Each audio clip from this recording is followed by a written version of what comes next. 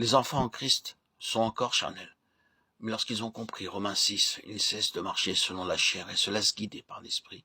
Puis, ils recherchent la séparation de l'âme d'avec l'esprit et deviennent enfin spirituels. L'intelligence est renouvelée.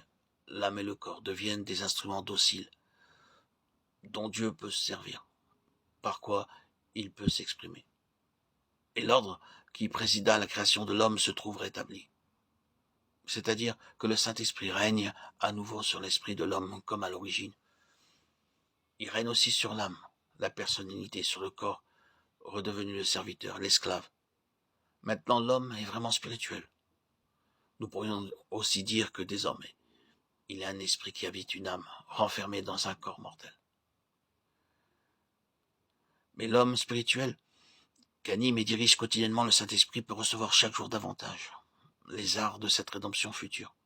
En effet, le corps aussi est touché, vivifié, fortifié par cette vie de l'esprit d'en haut, selon que l'exprime l'apôtre dans Romains 8, 11. Si l'esprit de celui qui a ressuscité Jésus d'entre les morts habite en vous, celui qui a ressuscité Christ d'entre les morts vivifiera vos corps mortels par son esprit qui habite en vous. Cette puissance à l'œuvre dans le corps, celle de l'esprit du Père qui a ressuscité Jésus d'entre les morts, ne peut agir, se manifester que si l'homme perd sa vie, son âme, selon l'expression de Christ. Si le corps est bien crucifié avec son Sauveur, de sorte que la voie est libre pour l'action de celui qui est un esprit vivifiant. La perte de l'âme, la vie psychique animale, a été graduelle. Graduellement aussi, la vie de l'esprit a pénétré l'homme, à mesure que Christ, le souverain sacrificateur, accomplissait l'œuvre de séparation entre l'âme et le corps. Ainsi en est-il de la mort en ce corps pour l'amour de Jésus. Cette mort est continue, elle se poursuit quotidiennement, constamment en celui qui court vers le but.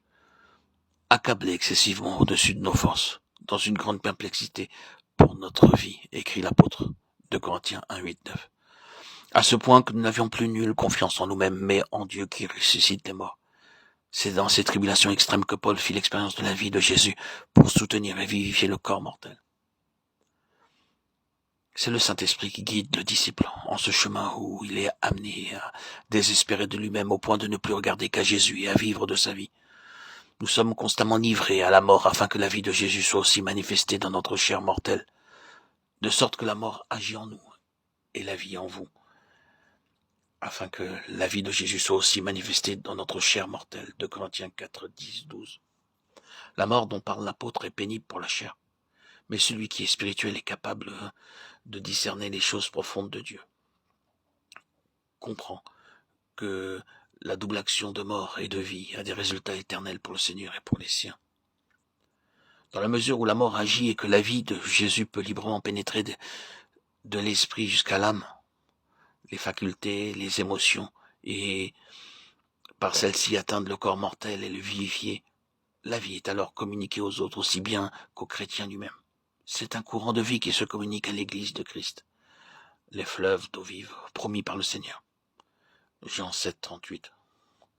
Nous avons donc dans cette action vivifiante régénératrice sur le corps mortel les arts de l'esprit, le corps étant par là préparé pour cette heure.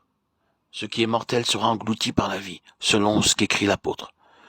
Celui qui nous a formés pour cela, c'est Dieu, qui nous a aussi donné pour art son esprit. 2 Corinthiens 5, 4, 5.